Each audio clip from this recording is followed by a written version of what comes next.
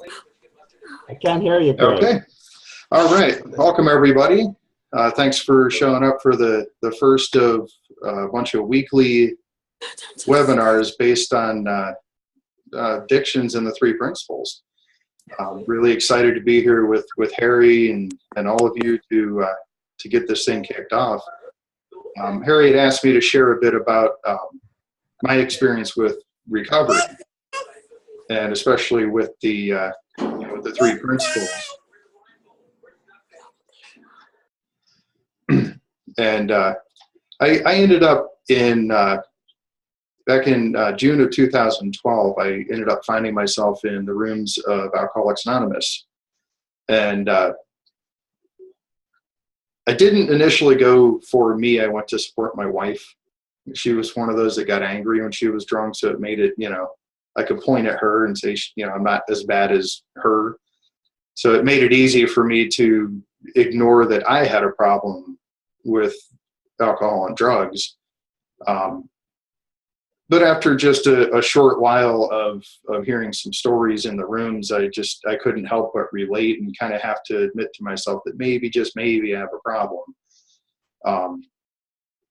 And that kicked off my seeking, my spiritual seeking is really what started then. I had left, I was raised Catholic, and by the time I was 12, the priest told me pretty much I was going to hell. So I kind of said, fine, I guess if I'm going, if one's going to make me go a million, it'll be worth it, So when I decided to leave the Catholic Church, and I tried to be a good boy and not shame my parents, and I waited until I was 18 and all that fun stuff. But I had spent so many years with the church telling me that everybody else was wrong and that was the only correct way. So I spent the next, almost 20 years of my life with nothing spiritual to speak of at all. So when I ended up in AA, it seemed like a really good opportunity to start this spiritual seeking, and that's exactly what I did. I started reading books and talking to different people, and I just really wanted to get something. And something inside of me was calling out, just saying, there's more to life than what I've been experiencing. The whole numbing out my experience because I didn't like the way I was feeling type of thing. And so my first introduction to the idea that thought holds any kind of power was I read the Sermon on the Mount by Emmett Fox, which really kind of blew my mind because I'd never heard of any of that idea before. I'd never even considered that thought could have anything to do with my experience in life.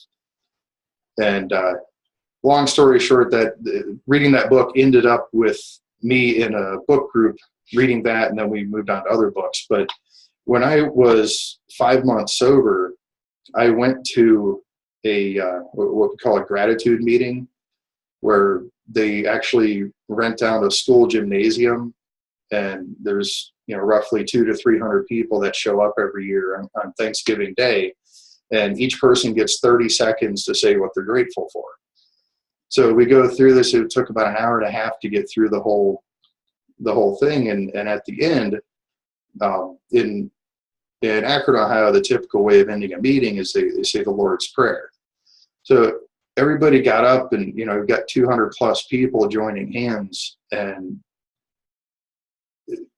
at that point in time, there was such an amazing energy in that room. And when you're dealing with gratitude and nobody complaining about a single thing, it creates such a beautiful space. And for a moment in time, I let go of my story. I let go of the thinking and the worrying and the predicting the future and all that stuff.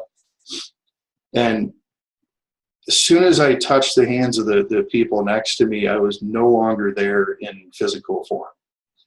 And I could see the energy that makes everything, the oneness of everything.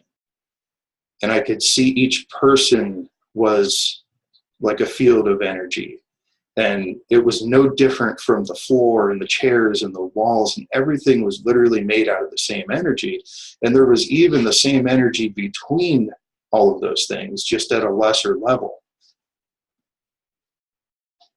And it left me with this overwhelming feeling that everything's already okay, that I don't need to do anything to be okay. And that's the day that my desire, not even obsession, but my desire to get drunk and high just left me. And I spent the next about 3 years talking to people in AA, trying to figure out what had happened. So I had no way to put it into words. And unfortunately, the overwhelming response that I got was that whatever it was that I'd felt, whatever it was that I'd experienced was dangerous, because it had me feeling too good at too early of a stage in sobriety, because I'd only had 5 months sober and I hadn't worked the steps. So I was told there's no way that I could have possibly had any kind of spiritual experience. And that's how I spent the next 3 years until I came across the 3 principles. And actually, Bob and Marty are on here. They're the ones that introduced me. And I'm forever grateful for those two. They've been an amazing influence in my life. And I honestly thought that Bob was crazy when he first told me about these 3 principles and how they explain everything, how we experience life. And I was just, part of me said, yes, that's true. And the other part, the intellect, said, that's just way too damn simple. There's got to be more to it. Where's the 12 steps? Where's the 101 main points? Where's the process? And as it turns out, there is no process. Our natural state of being is one of peace and serenity and clarity. And the way to get there is to stop doing the things that take us away from it. There's really nothing more to it. Now, the intellect or the ego, whatever you want to call it, will tell us that there's plenty more. There has to be something more. That's where I was at that point in time. But as I gained a deeper understanding of the principles, I realized exactly what had happened to me back in 2012. And what that is I met God. I met myself. And we're all part of that. And Sid once said something along the lines of, let me try to paraphrase it because I can't remember exactly what he said, but he said something along the lines of, God is me, but I am not God. Meaning that we are all collectively, we are all this thing that has been called God for all these years. We're all that energy. And that's why even over the internet, like something like this on a webinar, we can actually feel connected to each other. And there's people like Harry I've never met in person. And Tanya, I've never met in person. And Christian and and Tom and Jeff, and I've never met these people in person, and yet I feel closer to them than I do to many of the people I know, in person, than many of my friends or family. And that energy connection is just absolutely amazing. But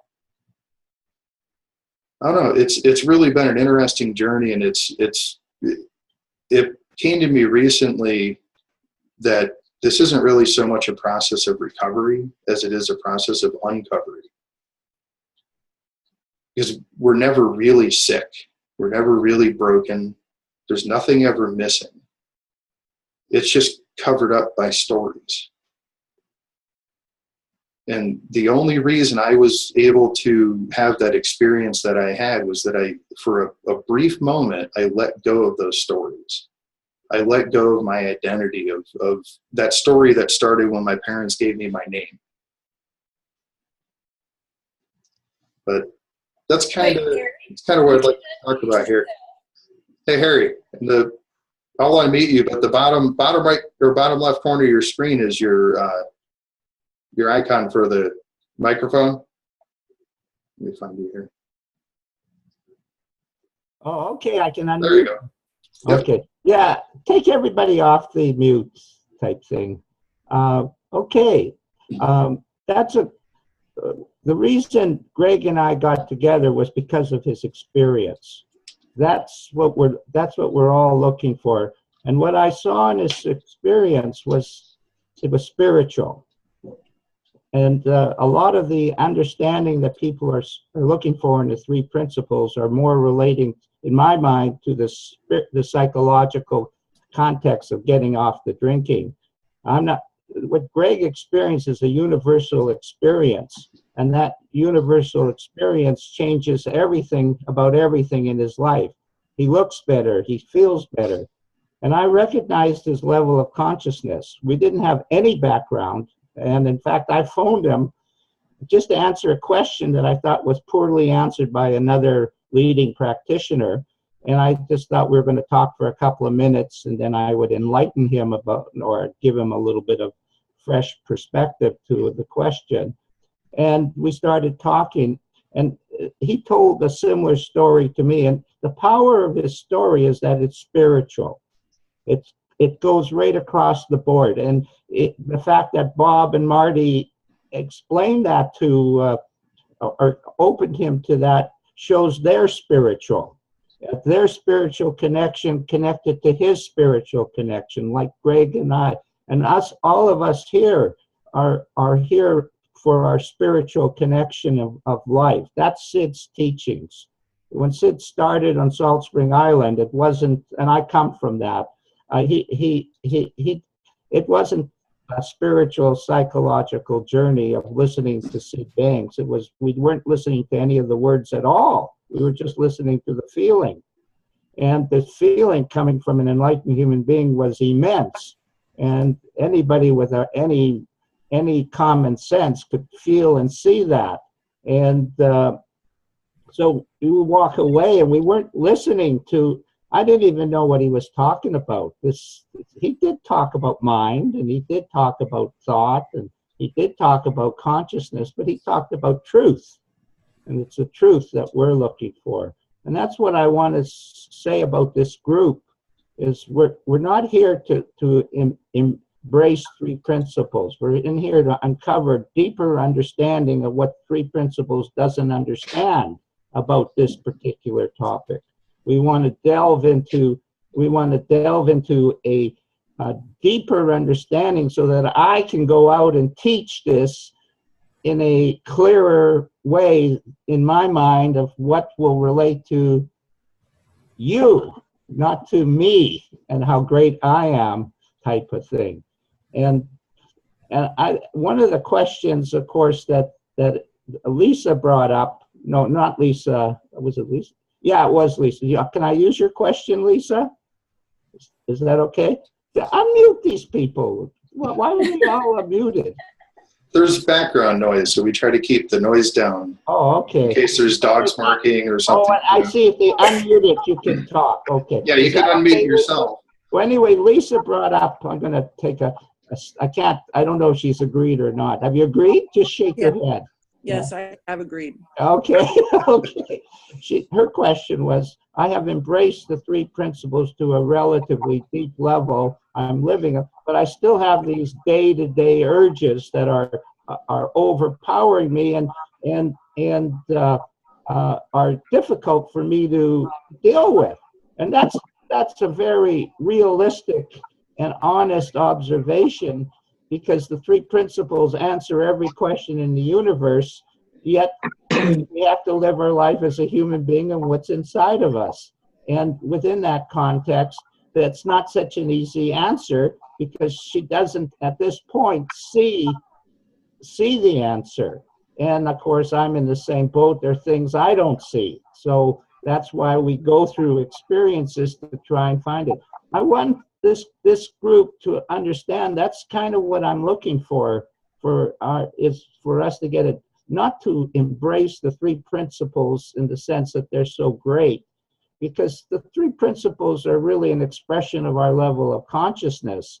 And Sid's expression of the three principles are much deeper than mine. So I love my expression of the three principles, but I happen to know that I'm like Lisa. I've got a few little things that I from day to day, I sometimes get a little bit stuck on. And it's very noticeable to me that I am much happier and much less caught up in my problems than I was a year ago. And I like that. And so we want to answer those questions. What is the 3P community missing in their sharing of this topic? How can we become more successful in what we're doing? And I guess the other thing is that I became aware of, why would we pay for so much money for a program that doesn't actually get me what signed up for, type of thing, so we want to look at these questions in those types of context. But the answer, and I'm going to shut up in a second, but the answer exactly lies where Greg highlighted. Honestly, in my journey, as I teach these programs, and I've been lucky enough to teach a few of them, and I have not been in this area a long time, but I've gobbled it up because I love this area. And funny thing to say, I have a lot of fun in it. And if you guys know me, I don't want this group to be heavy, Like, no offense, but we're here to have a good time. I want us to say, that was fun, and let's pretend we're in grade 2. It's a grade 2 class, and we're just a bunch of kids, and we're just here to have a good time. And if we learn something, well, that's a bonus, type of thing. So let's really keep this light. This topic, as the clients say to me, is a very serious topic. And I finally have come up with an answer and said, yeah, but you don't have to be serious about this serious topic. And right there is your answer for what you're looking for. You're too goddamn serious about this serious topic. And you got to lighten up, And I see Bob smiling there because he's like me. He shines in the lightness and is pain in the ass in the heaviness. Lisa's another example. She's so serious about her topic that it's she forgets that she's just a fun-loving woman. You don't mind me describing you like that, do you, Lisa? I'm not trying to make you seem like your morals are loose or anything like that. Yeah. No. Yeah. So in that context, we're looking for questions and for each person. And I was expecting a much smaller group. I was really looking for like 2 or 3 people and we would go into it. And within that context, and now I'm going to quiet, is if you find somebody in this group that you like to talk to, that's another purpose for this thing, is on a one-to-one level. Like Elaine, you're from Scotland. I've never met you.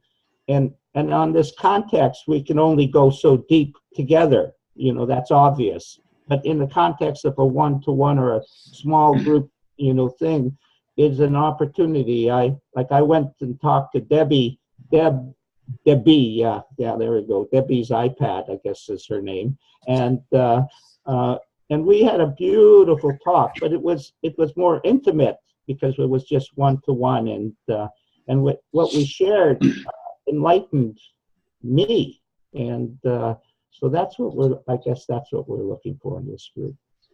Does that make sense? So in that context, Greg, I guess we could see if there's a question or two of something people want to take a look at and see. If anybody has a question or comment, go ahead and unmute yourself. Just hit the microphone button in the corner of your screen. It's probably in the bottom left corner.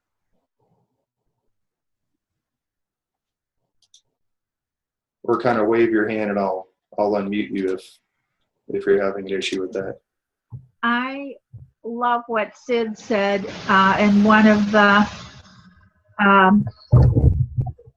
one of the videos. He said, "We're not a thing.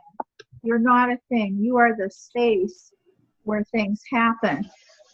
And the physicist David Bohm said life is a dynamic process of change. We're always transforming into something bigger, expanding, or the opposite, decomposing in some way, or deconstructing in some way.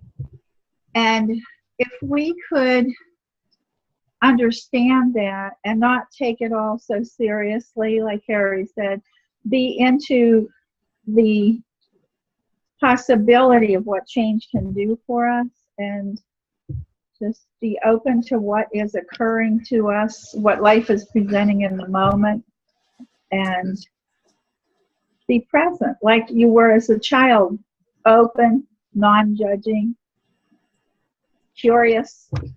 And that's the way since the 3 principles, that's the way I approach any topic. So Marty, why would someone then and by the way, I don't disagree with anything you said, of course, it's dead on. But why would someone still, with that understanding, still have trouble with their urges? Because they're not allowing their consciousness to move on and shift focus to some other thought. You know, it's like we tend to like habitual states of being because we can kind of tune out and become automatic and don't have to think or reason things out. Sometimes it's tough to try to get beyond where we are, you know, as far as what we believe, what we think, and what we're comfortable with. Like So would Sid have trouble with that? no, because well, I would say he was human. I'm sure he had his ups and downs and days. I mean, I have days where I'm fighting with myself and, you know, come on, let's get up, get moving. And my mind wants to stay stuck in the past. And let me give you an image of Sid, just so you can put it in context, because he's of course just an example of who we are. You know, and that's the only reason I'm bringing it up is what is an enlightened human being in relationship to what are we in our different levels of consciousness. Of course, on one level we're enlightened, it's just we're not aware of it. So I love this story. It's not a well-known story, and it because he told it to me personally. But he had just written Second Chance, and in Second Chance there were 3 main characters. I can't read. Rich. Who's the seer? Richard. Well, anyway, Richard. Somebody else who's a seer, and Mama Leela. And so we have the guy who's mired in his problems, big poor me, because he's terminally sick and his wife has died, and come to Hawaii for salvation or understanding of a good feeling. And he meets a seer, and the seer is probably understands the world of spirit and psychology better than anybody else in the world. And his teacher, Mama Lula, is enlightened, who sees, of course, the mystical side of life from a deep inside perspective, or as Sid would describe it, all I saw was God, so no big deal. He emphasized the no big deal.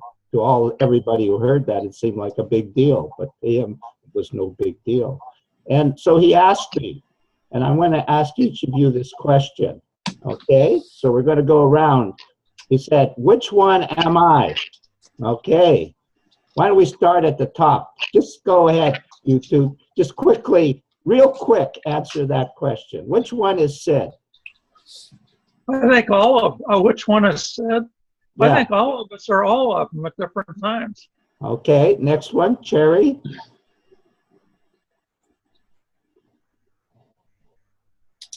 I can't hear you. You're muted. There, I just unmuted everybody. Okay. Go ahead, Cherry.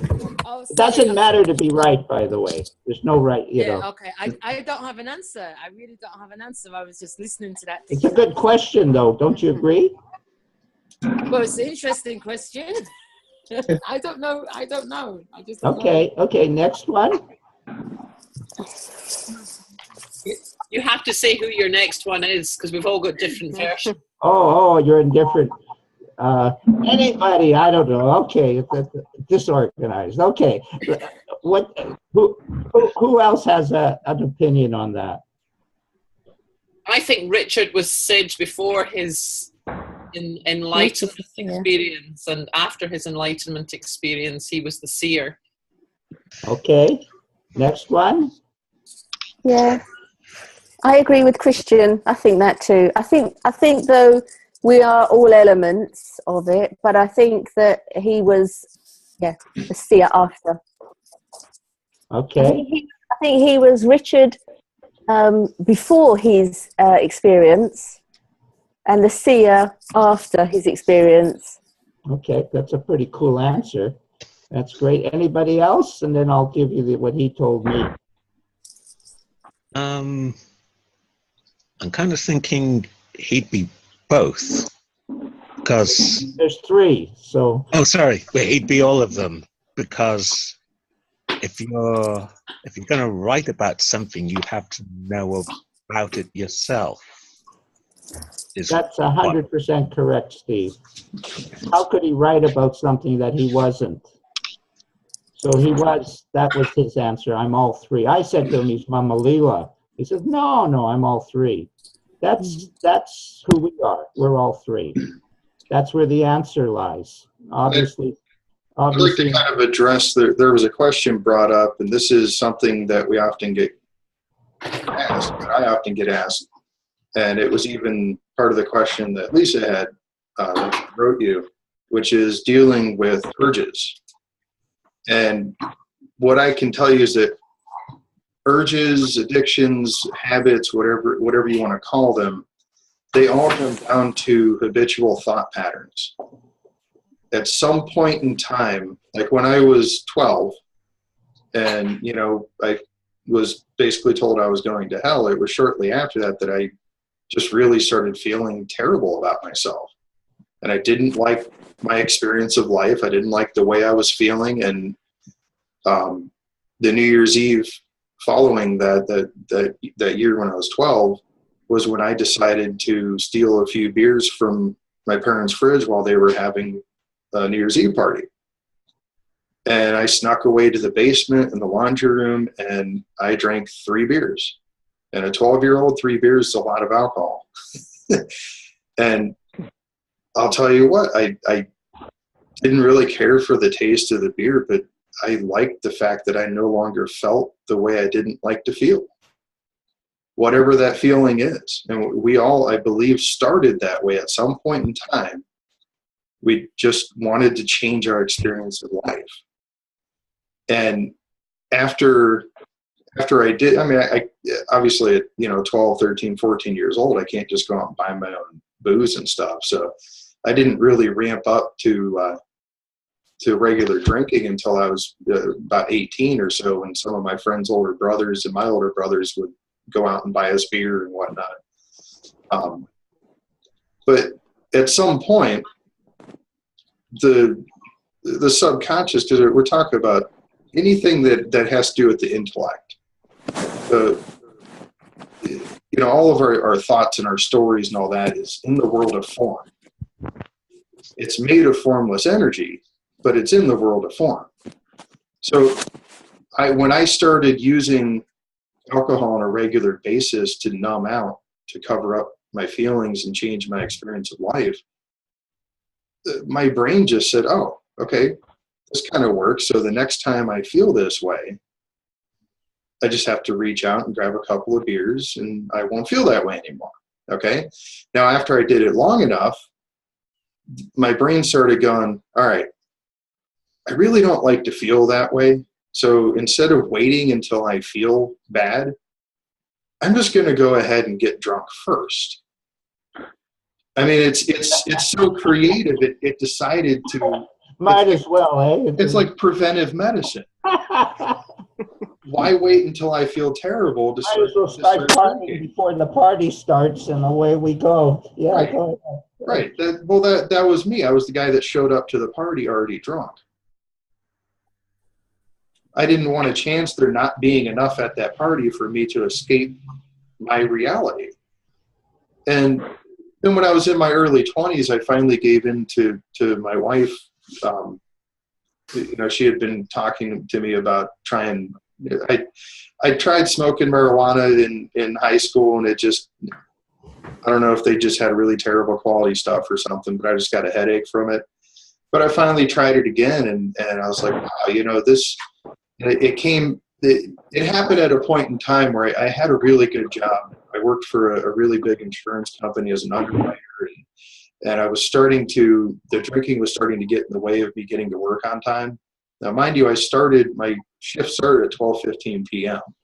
So it's not like I had to be up early or anything, but I still couldn't manage to get in on time. So I was getting close to losing that job, and that's when I finally said, all right, so I was raised the whole anti-drug thing, so I figured I'd give it a try. And you know what? It let me get through the week. I could escape every night and not have to deal with that hangover the next day. So I could get up and I could get to work on time, and I could function at work. And it eventually, over the years, turned into other things and adding more stuff to it and adding more stuff. But all of that, every single bit of that, was part of a mental habit. I trained myself to do that. Those things that we call urges are nothing more than how we trained our minds to react to life. So okay, I just want to interact here.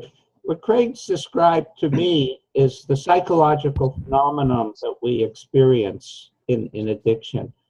But that's not where the answer lies. The answer lies in a deeper level than that. Well, I'm just touching on the topic. Somebody asked a question. I know, and you did it well. I'm not criticizing it, Craig. But what I'm saying is it's like what. I haven't gotten there yet. Okay. I was just getting there. I'm just explaining what the urges are. The urges are nothing more than thought. It may feel like it's a physical thing, and like I was told over and over again in AA that it's a physical craving, it's a physical problem, but it really isn't. It's really a mental problem. It's like when I used to smoke cigarettes, I thought that cigarettes relieved stress. But now looking back, what I see that cigarettes do is they relieve the feelings of withdrawing from nicotine. That's all they're really doing. So if I hadn't smoked in the first place, then I wouldn't be going through withdrawal from the nicotine, and I wouldn't have that feeling that the cigarettes eventually relieved. But what's the spiritual context of that, though, Greg? So it's the main thing to realize, to understand from this, is that the urges are nothing more than a fleeting thought. And the way to deal with them is to not give that thought any of your energy.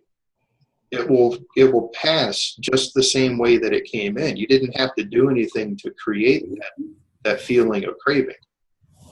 And you also don't have to do anything to get rid of it, because underneath. How do you come to? Because how do you come to that? I mean, it's not willpower. Because underneath the feelings of cravings and addiction is well-being. At the core of our soul, at a spiritual level, there is absolutely nothing wrong.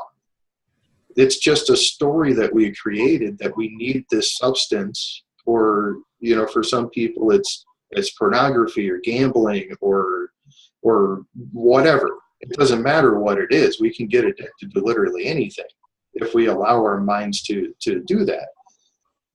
But at the core of it all, we are perfectly 100% spiritually, mentally healthy. Greg, can I ask you a question? Yes. So there is a physical component to withdrawal, and when first coming off of drugs and alcohol, there's a definite physical withdrawal that happens. And there's a definite chemical thing going on in our brains that drives, it's a real thing that, for me, I'm just going from my experience, that for the first while is like all consuming. And yes, thought is definitely part, but there's a physical withdrawal that a lot of people can't get over that, so they keep using to not feel that. Do you agree with that?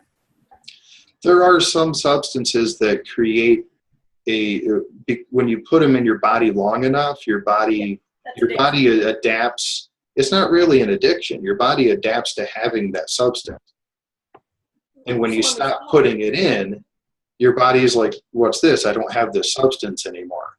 Yeah, it's awful. There are certain things like, somebody who's a daily drinker will need detox, but they don't need rehab. Does that make sense? Oh, totally. Rehab. Being medically withdrawn from certain substances may be required. Now, on that note, when I stopped smoking and when I stopped using when I stopped using caffeine, I didn't have withdrawal symptoms from either of those. And neither of those were things that I chose to get rid of. They were things that just dropped away, which is the beauty of this understanding. And that's something I'd really like to address on this first call here, is that I don't believe, and I could definitely be wrong in this, but I don't believe that using the 3 principles as a way of quitting is really very effective. But when you gain an understanding of the principles, as your understanding deepens, you'll find that those things will drop away. Yeah, absolutely. Agreed. That's what I found. And even with food has been a big thing for me. And food is a huge topic because nobody knows what to do with it. You have to keep eating. You can't be abstinent from food. And I don't believe any of this really has to do with abstinence anyway. It's more of a spiritual understanding, spiritual experience. But Greg, can I add to that, something to that? Yeah, go for it. Yeah, I mean, like what you just said is absolutely the key. I think there's a danger of turning the 3 principles into a technique to give up wherever the habit is. And in my experience, just getting a grounding and an understanding and being with people who have an understanding and a grounding is enough to wake up your wisdom, and then your wisdom will suggest to you what to do. So there is no formula. There are no steps. That's the whole point. Like, there are no rules. It can happen instantly. It can happen over time. But it's not like you're looking at, oh my God, I need to stop this habit, and the 3 principles is going to help me. It's like those things fall away. I love that word that you use about falling away. And you see, what the spiritual essence of this is, that it's not that you're changing a behavior. It's that you're finding out who you really are, who you truly are. And when you find out who you truly are, then you change. And you are not that person anymore. Like, you know, in the community, a lot of people talk about being an ex-gambler, an ex-drinker, you know, so many days that I've given up and what have you. And, you know, it's like, well, when your consciousness shifts and a habit falls away, then you're a new person. You're like, you've changed fundamentally. Like, the core of your spirituality has shifted everything effortlessly. And so, like, I would really encourage people not to look at the 3 principles as a hammer to bang somebody over the head with a habit. It's a gentle, you know, we don't have to argue about the rights and the wrongs of it. We can sit with someone and we can sit quietly in that space. And in that space, that is what will enable them to have the courage to change, and will inform them of the next thing that they need to do. And so, like, the first stage really for us is just to realize that we have that within us, that's the core of us. And that's really the important thing. And that's what Sid was talking about it's not about the word. And that's my experience. That's how I've been touched. And it's just like it's like a bonus, you know. Oh, wow, yeah, cool. I don't do that anymore. I don't even know when I stopped. I really don't. I couldn't tell you. I just did. I just let go. And I'm so grateful for that. I'm really, really grateful for that. And I know there's a lot of willpower and extra thinking that goes on with people who have to use like steps and how many days I've been free and all that stuff. That's just more cluttered thinking. You know, it's like that isn't who you truly are. You're not a gambler. You're not a drinker. You're not a drug addict. That is not who you are. And that's the message that we need to share with people who get in front of us. Right. Yeah, that's right. Like exactly what you said. That's in that neutrality, everything looks fine. Yeah. In any other angle, it doesn't look fine at all. And the joke is, it is fine. And that's what I'm trying to experience in my life. It's fine. It is. We have a hand up, Timothy. Just don't want to share? Or I'll unmute you. I'll unmute you. Can you hear me? Yes. Okay. I forget where I was leading to with this, but my question is like just, I live in a sober house. There's like 14 people, and I don't know. I'm just in the process of connecting with people and all that. I don't know much about the 3 principles, and I don't know. Like, tell you the truth, I've been drinking a little bit lately, but I'm not going to justify it and all that. Just, I'm working on reaching out, like, this webinar, and because where I stay at, nobody's really, I'm judging them, but, you know, they sit around and all that. So. Well, first thing, I want you to emphasize to you that your spirit. What is that? There's a big echo here. It's probably me and my blue. Oh, okay. Your spiritual wisdom has brought you here. Like you've already come to a finer place than all the other stuff that's irritating you. And what's irritating you is the fact that it doesn't have the answer, and it's pretending that it does. We're not trying to tell you that we have the answer. We're trying to tell you the answer lies within you. And that's where we're pointing you towards. And like when I hear your story, I hear wisdom. I'm not saying that as a technique. I'm telling you, you see exactly what I see out there. I'm teaching in this thing, and I'm honestly, it's hard for me to not be over-exaggerate, but I like the word crap, you know. I mean, it's just not much very good stuff out there. And the hardest thing I have in helping people to see that the truth is inside themselves is the other programs. If they're in psychoanalysis, oh my God, it's like, you know, let's talk about how bad you are.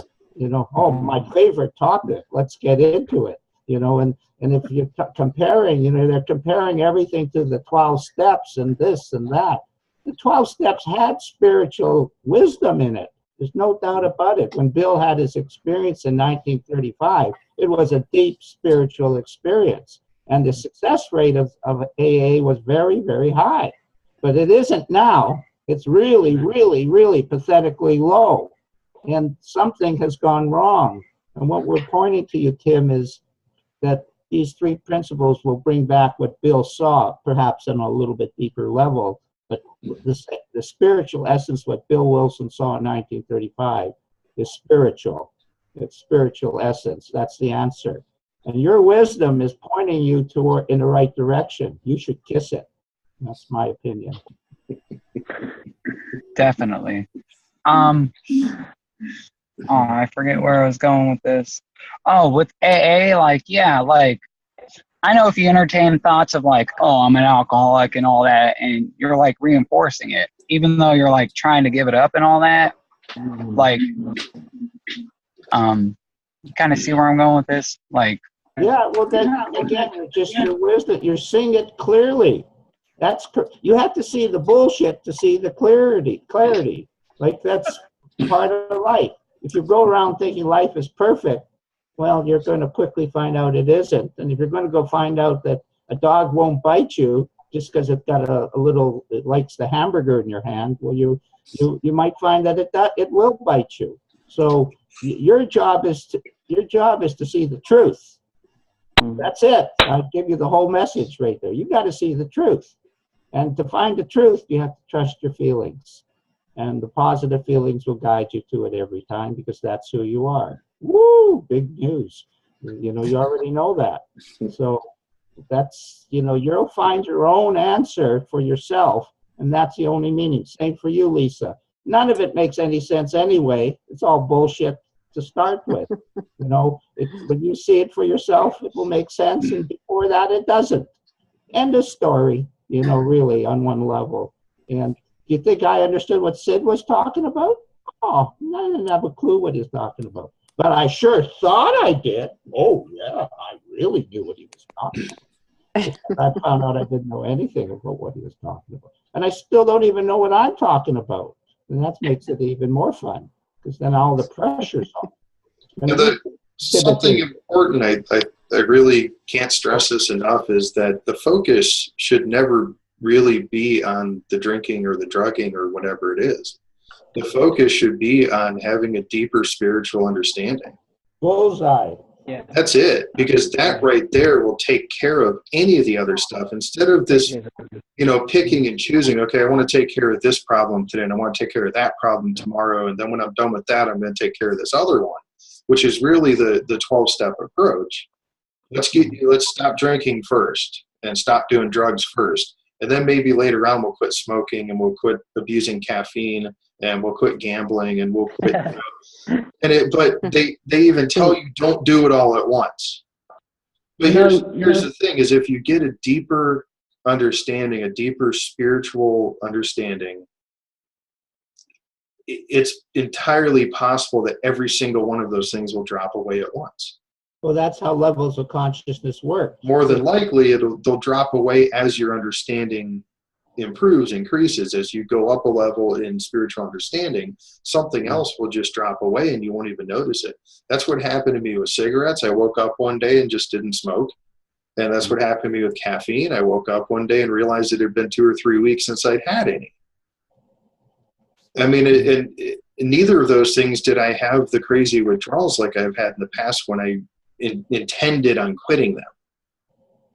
So when it comes from the place of my level of spirituality, my spiritual level of understanding has surpassed any possibility of using this substance to feel better, then it becomes a non-issue. And there's even a deeper level, Tim, where you yourself are consciously in that moment where your personal power has grown to a level where you just see the thought coming in and you just have enough personal power. Right now you don't, but at that point you're consciously aware and you just go poof, it's just thought.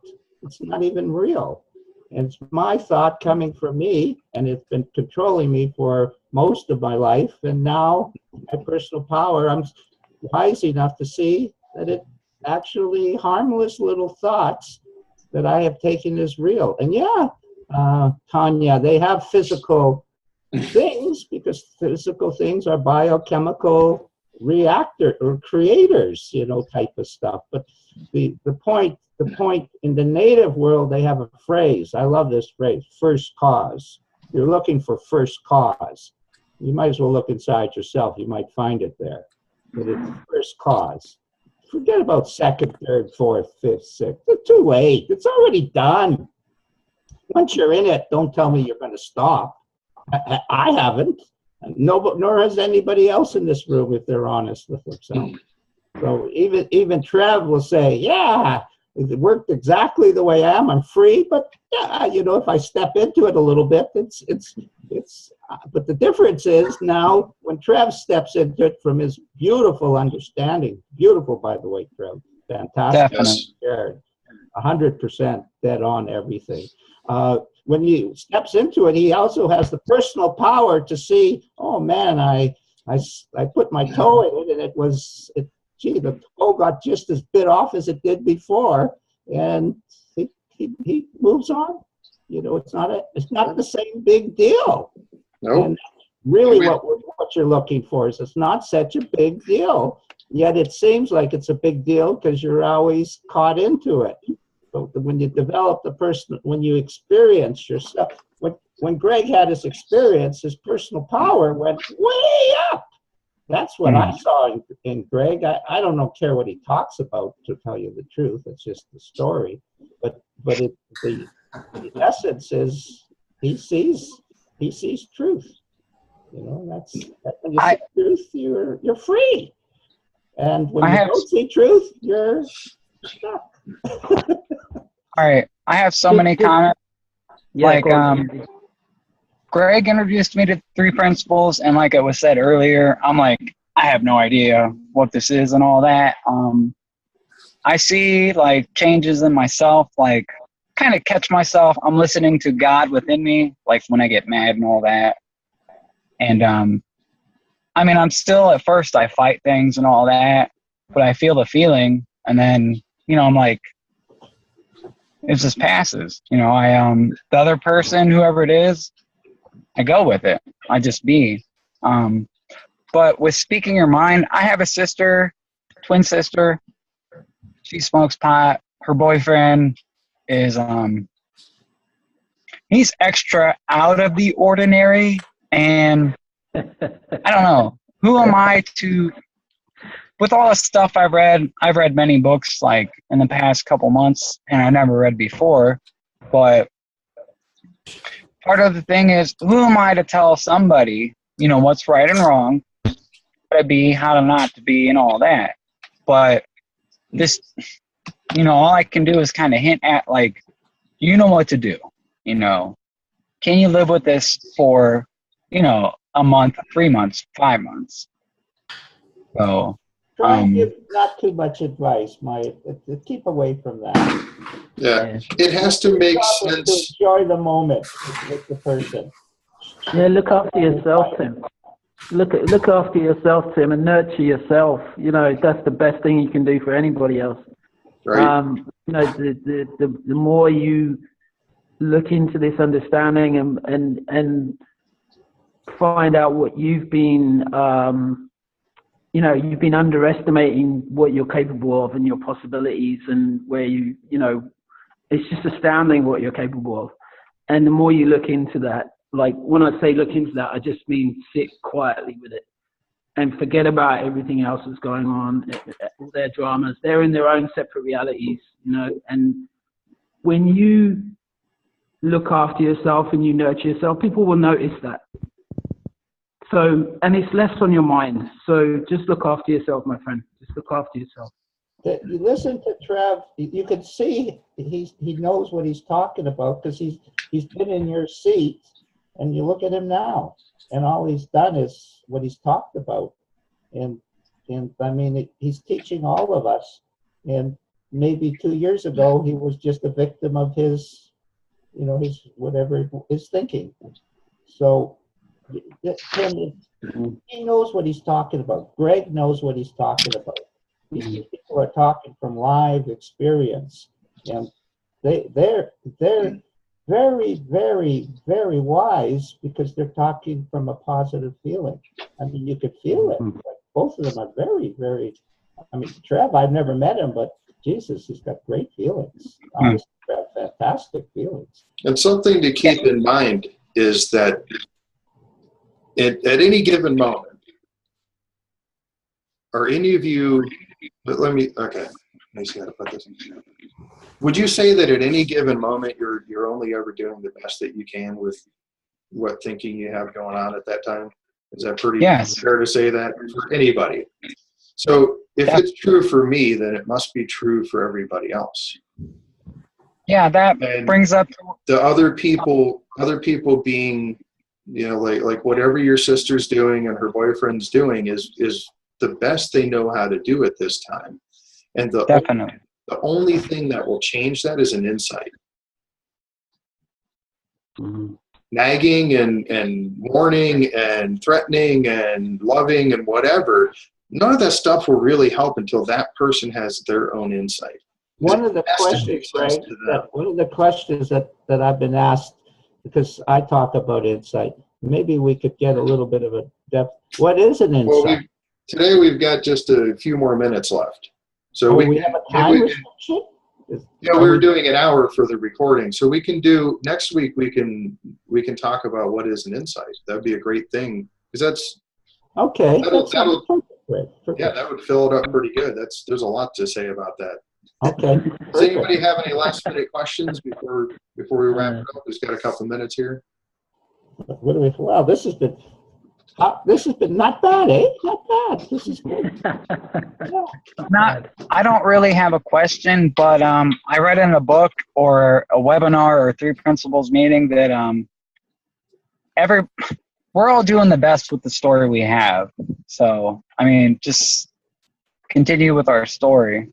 Like, I know I can't tell my sister what to do, what not to do. Like, if I told her, oh, this dude's trash, it'll draw her closer to him.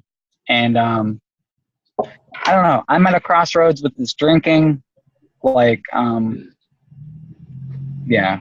So. I'm in this crossroads with life. Can you help me?